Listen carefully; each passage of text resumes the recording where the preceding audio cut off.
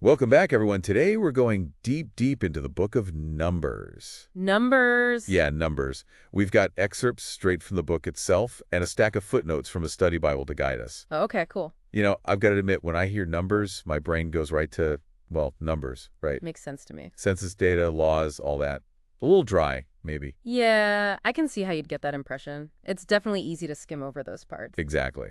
But I'm trying to keep an open mind. I'm ready to be surprised. Well, I think you'll be surprised by just how much depth there is, even in those lists and laws. Really? Okay, I'm intrigued. So where do we even start with a book like this? What's the first thing that jumps out at you? Well, it's funny you should mention dryness, because Numbers is often overlooked for that very reason. Yeah, like we were just saying. People see all those numbers, all that data, and they think, boring. Right. Just a bunch of lists. Got to get through this to get to the good stuff. Yeah, exactly. But I think what's really fascinating is what those lists actually reveal. Ooh. Okay, tell me more. What are we missing? I think they reveal a lot about God's character. Like, think about it. Even before the Israelites enter the Promised Land, even before they've really proven themselves as a nation, Yeah. God is already setting them up for success. He's meticulously counting them, organizing them. I mean, it's not just about knowing how many people are there. It's about establishing order. That's a good point. I never thought about it like that. It's not just a head count. It's about God establishing order in the middle of the wilderness, no less. Exactly. And that sense of order, that intentional structuring, is going to be absolutely crucial for them. Oh, yeah. Good point. They're about to face some serious challenges. Exactly. They're going up against powerful enemies. They're going to need to know their own strength. They're going to need to be organized for battle. And I guess a census helps with all of that. But okay, it's not just about raw numbers, right? It's about... It's about building a nation, brick by brick, assigning roles, giving everyone a purpose. Oh, wow. I like that. Building a nation, brick by brick. And the census wasn't just about the military either. Remember those Levitical claims? Higley, remind me. They were assigned specific responsibilities within the tabernacle, taking care of the secret objects, assisting the priests, all that. Oh, right. Yeah. It was all carefully laid out. Each tribe, each clan had its role to play. So it's like God is saying, okay, here's the blueprint. Here's how we're going to make this work. Exactly. He's creating a structure, a framework for their society. And that framework is rooted in order, in purpose, and in responsibility. Okay, I'm with you so far. But then you read on, and it's like every other chapter they're complaining.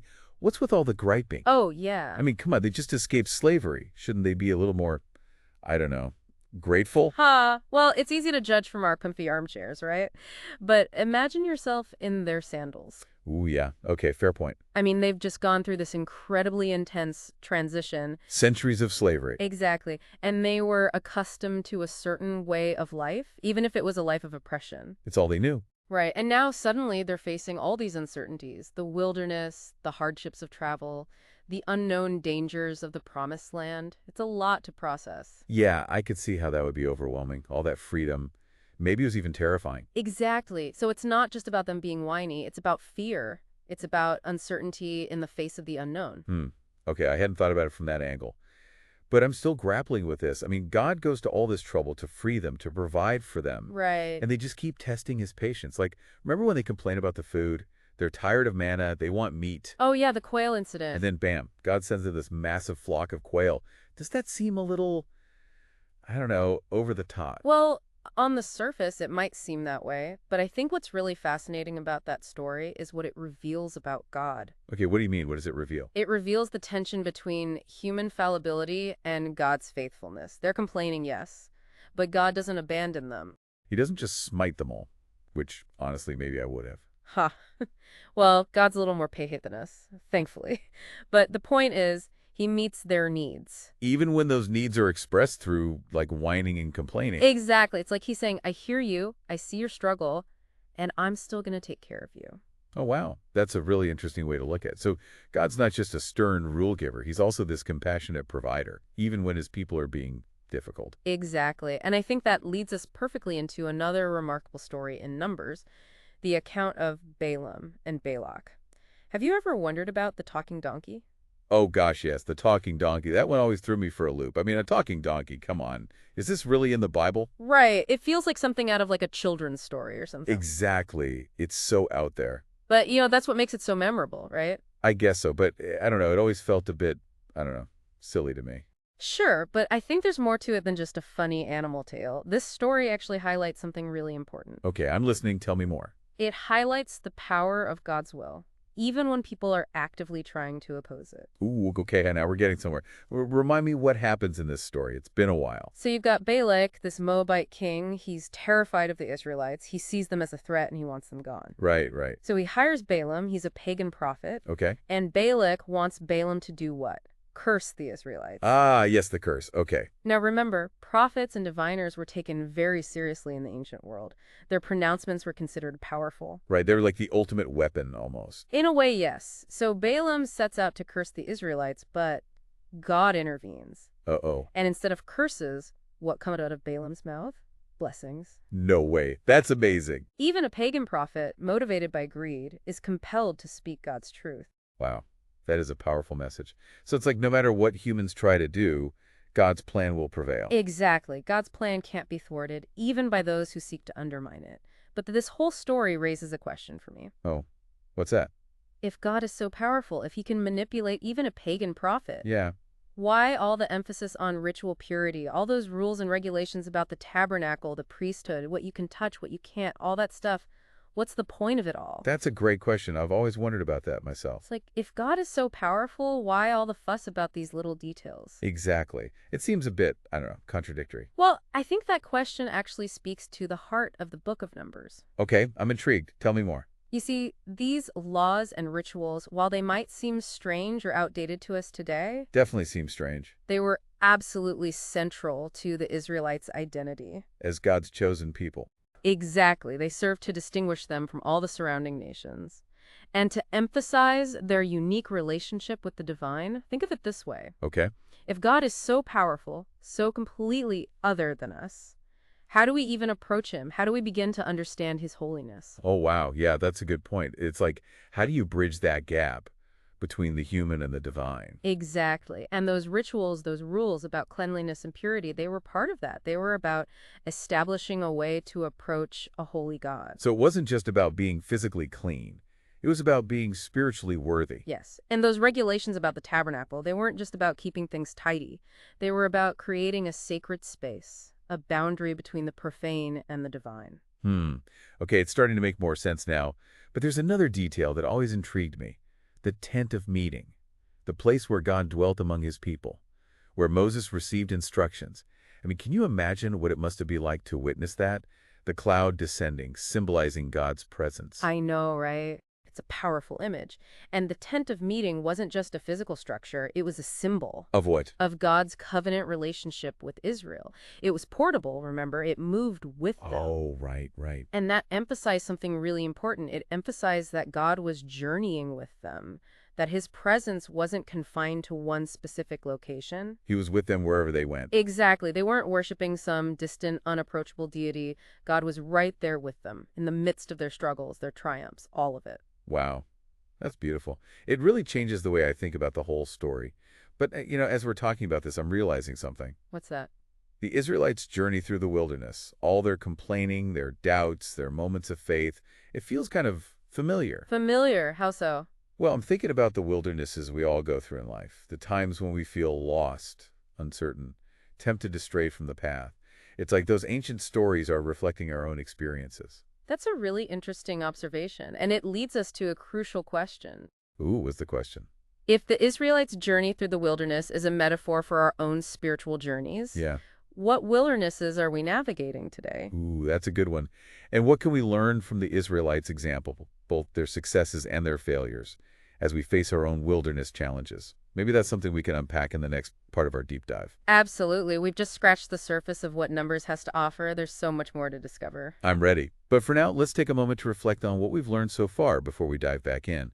What stands out to you the most from our conversation so far? That's a good question. I think...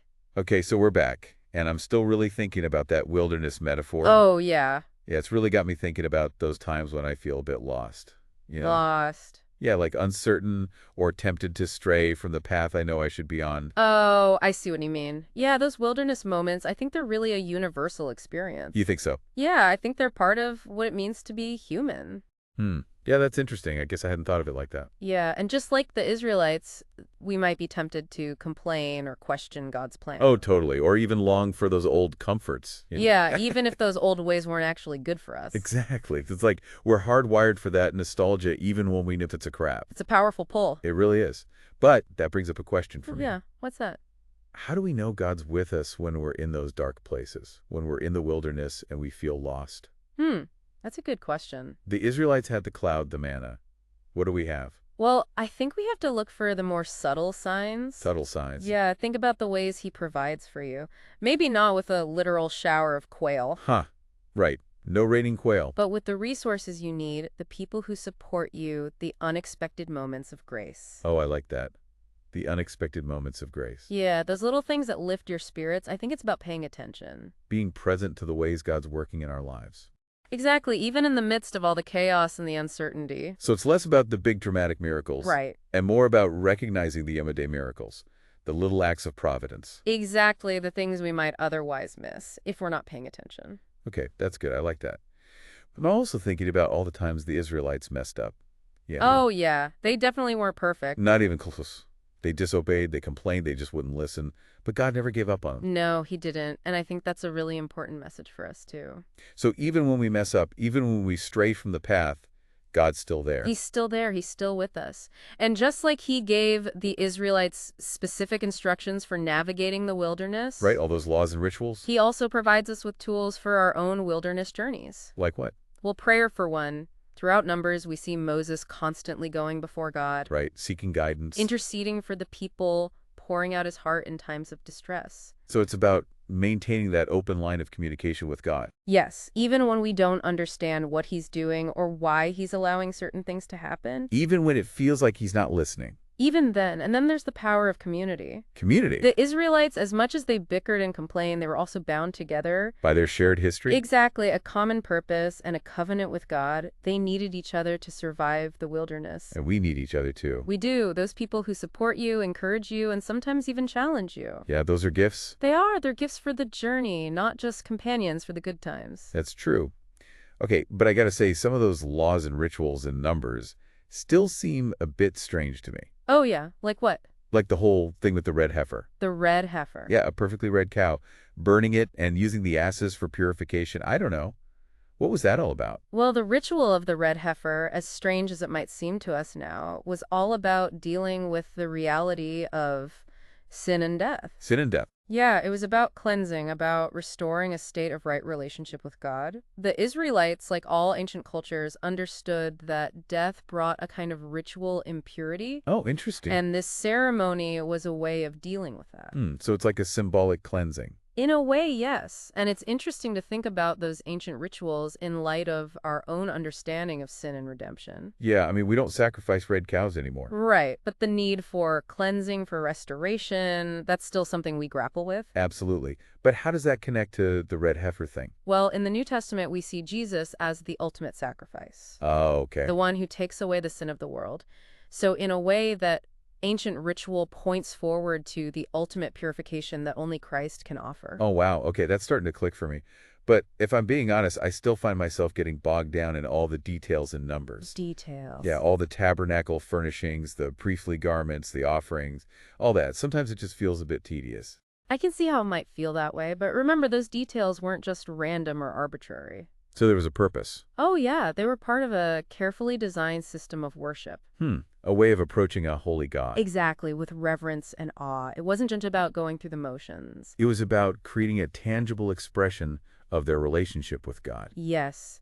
And those physical objects, the rituals, the symbols, they were all meant to point to something greater, To God's presence. to the reality of God's presence among his people. It's like a visual language, a way of communicating spiritual truths through physical forms. Oh, that's a really cool way to think about it. So even those seemingly mundane details, they had this deeper significance. Exactly. They were meant to draw them closer to God. Okay, I like that. But what about all the battles and conquests in Numbers? The battles. Yeah, it can get pretty intense and even disturbing at times. Yeah, you're right. There's a lot of violence in Numbers. It can be difficult to read. It really can, and it's hard to reconcile those stories with the idea of a loving and merciful God. I understand it's a tough one, but I think it's important to remember that we're looking at a different time and culture. Right? Back then, violence was just It was often the norm, and the Israelites believed they were engaged in a holy war. fighting for the land God had promised them. Exactly. It's not about condoning or justifying the violence, but about trying to understand it within its historical context. So we have to acknowledge the complexity, the darkness alongside the light. Yes, it's not always pretty, but it's honest. The Bible doesn't shy away from the messy realities of human history. Okay.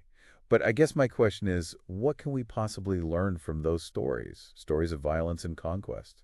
Well, I think they can challenge us to examine our own hearts. Our own hearts. Yeah, to ask ourselves some tough questions about how we respond to conflict, how we deal with our own enemies, and how we understand God's role in those situations.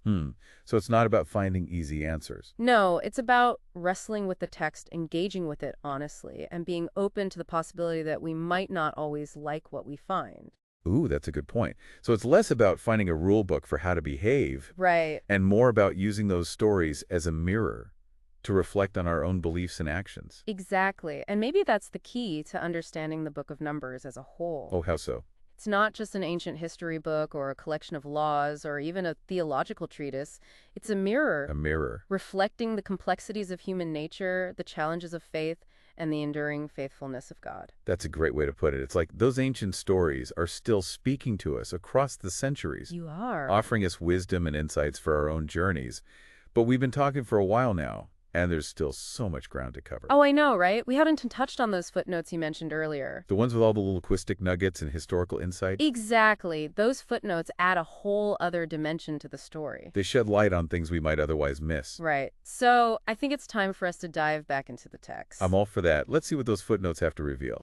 Okay, let's do it. Let's see what treasures we can uncover. All right, late on it. What about those linguistic nuggets? You mentioned some historical insights too, right? Oh, yeah, we've got a whole treasure trove of those. Let's rewind all the way back to those census lists at the beginning of Numbers. Oh, back to the beginning. Okay. Yeah, remember how we talked about those detailed lists? You might think they're just dry statistical records. It's easy to skim over those parts, yeah. Exactly. But the footnotes, oh, they point out some fascinating cultural nuances. Okay, I'm listening. Give me an example. Okay, so the Hebrew word that's often translated as tribe, well, it could also refer to a military unit. Oh, interesting. So it's not just about family ties. Right, or even a division of labor. So it wasn't just about kinship or genealogy. It was also about, Organization, function within the community. wow, that's cool. It's like those little linguistic clues unlock a whole other layer of meaning. We're not just reading the text, we're like decoding it. I know, it's so fascinating, and those seemingly insignificant details, they actually reveal a lot about the Israelites. What do they reveal? How they structured their society, their understanding of leadership, even their preparations for conquering Canaan, it's all connected. That's amazing. It's like suddenly those lists aren't so boring anymore. What else do those footnotes tell us? Spill the beans. Okay. So they also shed light on the historical context. For instance, remember the story of Balaam and Balak? The talking donkey. Of course I remember. Well, that story takes on a whole new dimension when you consider the role of prophets and dividers in the ancient Near East. Okay, remind me, what was their role? They were often consulted by kings and rulers, like big time. For what? Like fortune telling? Kind of. They'd seek guidance, advice, even magical assistance in warfare. Whoa, seriously. Magic. Yeah, it was a big deal back then. So Balak's attempt to hire Balaam to curse Israel, it wasn't just some random whim. It was, It was common practice. It's what leaders did. wow.